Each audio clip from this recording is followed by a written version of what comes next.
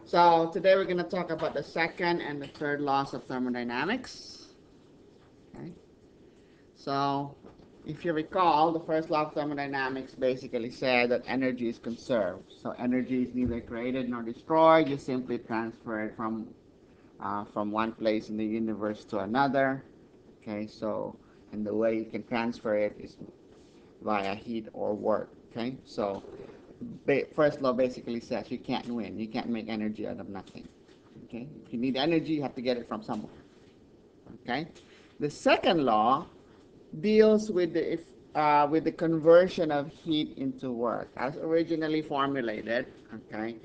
Basically, what it says is there's a limit to how much heat you can convert into work if you're doing it using what's called a cyclic process. Because originally, second law was formulated based on work with engines. Okay, so the idea is work is what you might call a more useful kind of energy because work is something that could do things like transport you from one place to another. Okay, so the idea behind the second law is you can't break even.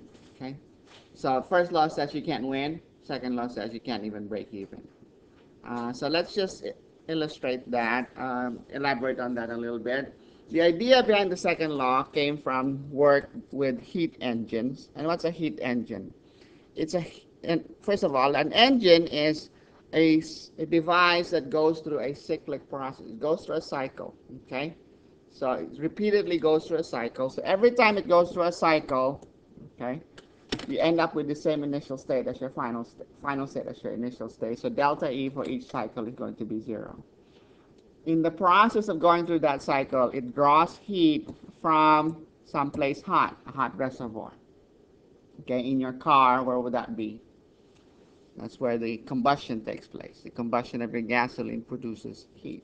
Okay, and then it does work. So it transforms part of that heat into work, but your engine, okay, has to dump some of that energy back out to the surroundings as heat. Okay, in the car, what's your cold reservoir in your car that takes heat away from your engine? You have what's called a radiator, where you put your antifreeze. Okay, uh, so that's your radiator in your car is what absorbs the heat that's put out by your engine. Otherwise, your car's going to overheat. Okay, so it draws heat from a hot reservoir. So Q in this diagram is positive, right? That's a positive number by convention because that feeds energy into your system. And then it converts heat into work. So this W out here is a negative number, all right? So and it wastes some of that heat input and dumps it to a cold reservoir. So this Q out is negative. The efficiency of your engine is given by negative W out over Q in. Why do we have to put a negative in front? Because you have your W out is negative, so negative, negative. We just want to have a positive number. So it's just the absolute value of the amount of work produced relative to the amount of heat that was drawn in from the surroundings. Okay, that's the efficiency of your heat engine. And all attempts to make engines more efficient basically led to the conclusion that you cannot have a 100% efficiency. In fact, it's way less than 100%. The limit is way less than 100%. Okay? So the Kelvin-Planck statement of the second law says a cyclic process is impossible if the sole outcome is the complete conversion of heat into work.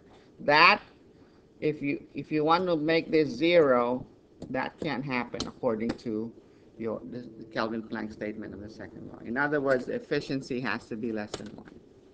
Okay? A corollary to the Kelvin-Planck statement is another way of saying the second law uses what's called the Clausius statement, which says that a cyclic process is impossible if the sole outcome is the transfer of heat from a cold reservoir to hot. So if you reverse your heat engine, it becomes what? A refrigerator. It transfers heat from the cold to the hot, from someplace cold to someplace hot. What it's saying is heat doesn't spontaneously just go from someplace cold to someplace hot. Okay? So heat flows from hot to cold, not from cold to hot. If you want to transfer from heat from something cold to something hot, you can do that, but you have to pay. You have to do some work. Okay? In other words, you can't run your refrigerator without plugging it in. Okay? Where's the place that's cold in when you're doing a refrigerator? Where's the cold place? The inside, right? You're drawing heat from the inside of the refrigerator. You're dumping it out to the rest of the house. So you're going from cold to hot, and the way you do that, you have to do work. Okay, you've heard of a refrigerator having a compressor. Okay, what does compression of the gas do? Remember last time we talked about heat and work, pressure, volume, work. Okay, compression means doing work, right?